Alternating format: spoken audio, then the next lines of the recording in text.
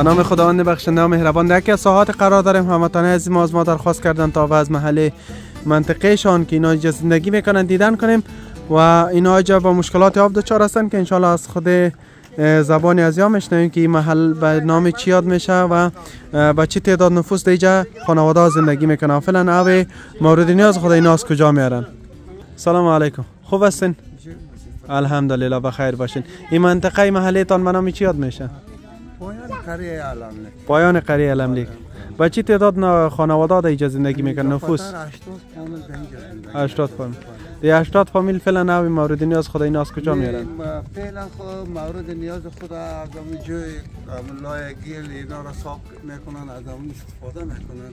آبم در این منطقه نیستن. مردم مجبور هستند که از آب گل را صاف کرده از استفاده کنند. از همین جایی که فعلا جریان داره این جای تا چند ماه رای پر از آب دنیا عمل ثور الا دم زیاد هم وقت هم جای روان باشه تا جوزار هم تو آب میآید. بعد از ماه جوزار آب خوش میشه، مردم خیلی آب احتیاج ضرورت دارن. بازی مردم دیگه بعد از او دیگه خشکسالی دیگه او نمی باشه؟ او نمی باشه، مجبورن میرن خود 1 کیلومتر اضافه تر از اون دور اینا بچه هایشان از مکتب و مدرسه میمونن، مجبورن از اونجا به خاطر یک بشکه دو بشکه و یک روز و نیم روز خود ضایع نکنن، از اونجا مجبورن میارن. بیا خیر خدا باشه. کدام ساحه را شما فعلا مشخص کردین که براتون چاه حفر شود؟ فعلا اونجا جای مناسب بود، اما ترکم کلانتر بود، از اونجا شاه خود از اونجا حفر کنیم. این نمی قسمت؟ بیا انشالله خیر خدا باشه. با امید از اینکه اینجا برای شما یک چاه به میدانی حفر شود، شما هم صاحب آب پاکسازی در داخل قریه تان شوین. بخیر باشه. خداوند برای شما خیر بده. دفترای کمک میکنه، دفترای خیریه، اونا خداوند ثواب اجر ثواب.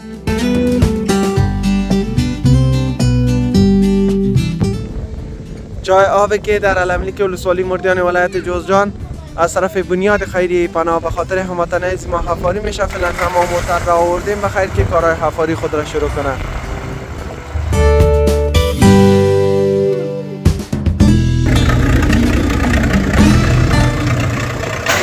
فعلا هم ما استنجش استارت کردیم بخیر تا هر چیز زودتر با کارهای حفاری خود ماشین شروع کنه. فعلا هم بخیر ما پل را وصل کردیم و کوشش داریم تا با مو قسمت ماشینی که پل را به حرکت میاره و زمین حفاری میکنه او را وصل میکنه دیگه انشالله کارهای حفاری شروع میشه.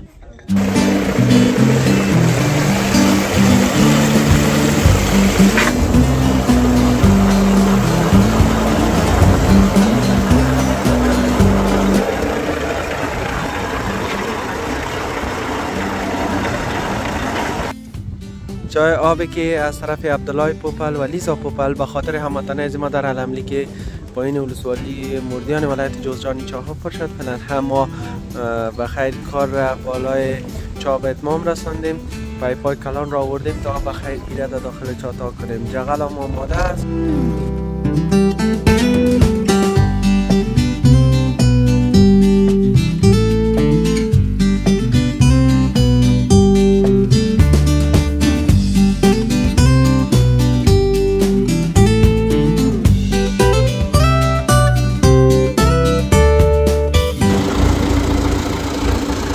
چای آبی که از طرف بنیاد خیری پناه به خاطر هموطنان عزیز ما با کمک مالی عبدالله پوپل و لیزا پوپل به خاطر هموطنان عزیز ما حفر شد. فعلا هم کارهای حفاری به اتمام رسیده. ما کوشش داریم تا سیخایی که توسط از زمین حفاری کردیم بیرون بکشیم و کارهای مطابقی چاه را انجام بدیم.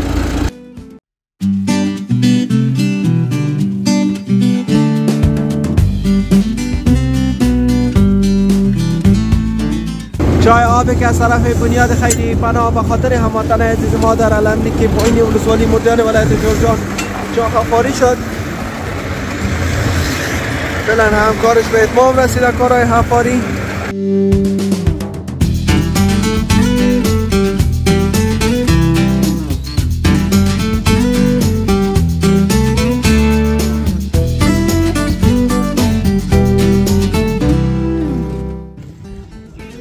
فعلا هم ما بخیر کوشش داریم تا پایپا را در داخل چاه تا کنیم. چای آبی که از طرف بنیاد خیریه پناه و کمک مالی عبدالله پوپل و لیزا پوپل و خاطر عزیزان ما در علملی که پایین ولسوالی مردیان ولایت جوزجان چاه حفاری شد. کارش به پایپ انداختن رسیده. ما کوشش داریم تا پایپ را در داخل چاه بندازیم.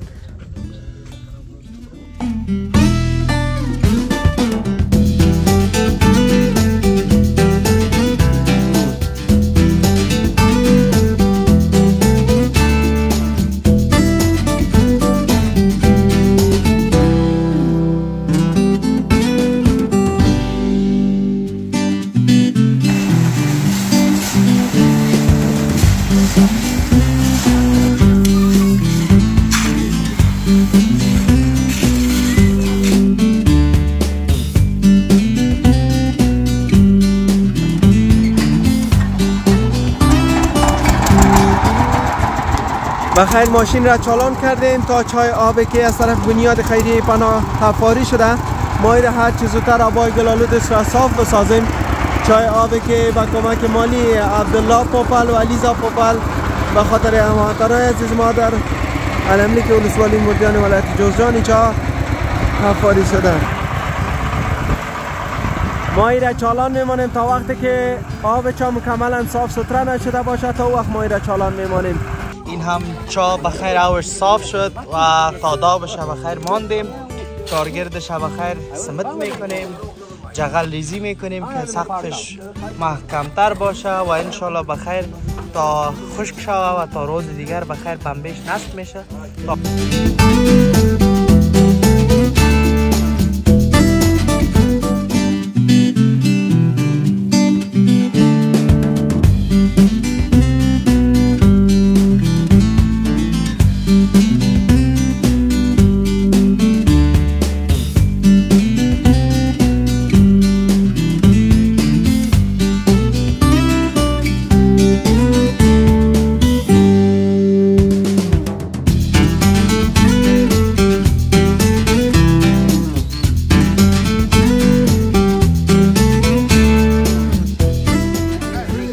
فعلا هم ما بخیر پایپ را داخل چاه تا میکنیم. چای آبی که از طرف عبدالله پوپل و لیزا پوپل که حامیان مالی از این کمک بودن در اینجا به خاطر هموطنان از ما در علملی که ولسوالی مردیان ولایت جوزجان چاه حفاری کردیم. این عزیزان ما که با مشکلات آب دچار بودن با این کمکشان از مشکل بزرگ نبودی و نجات یافتند.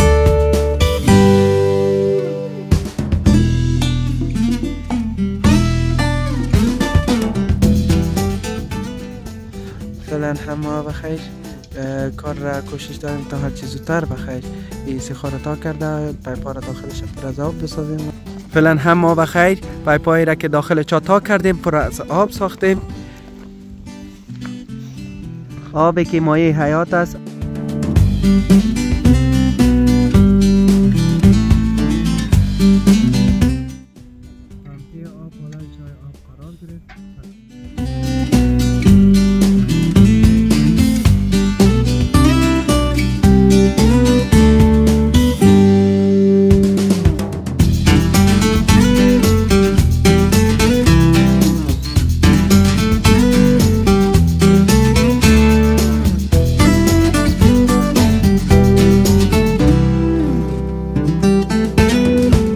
اینا 24 ساعت شب و روز میتونن از این چای آب استفاده کنند.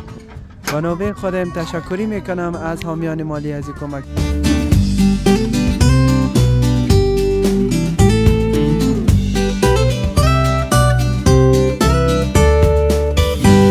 چام بالای چاه قرار گرفته، بالای پمپی آب قرار گرفته.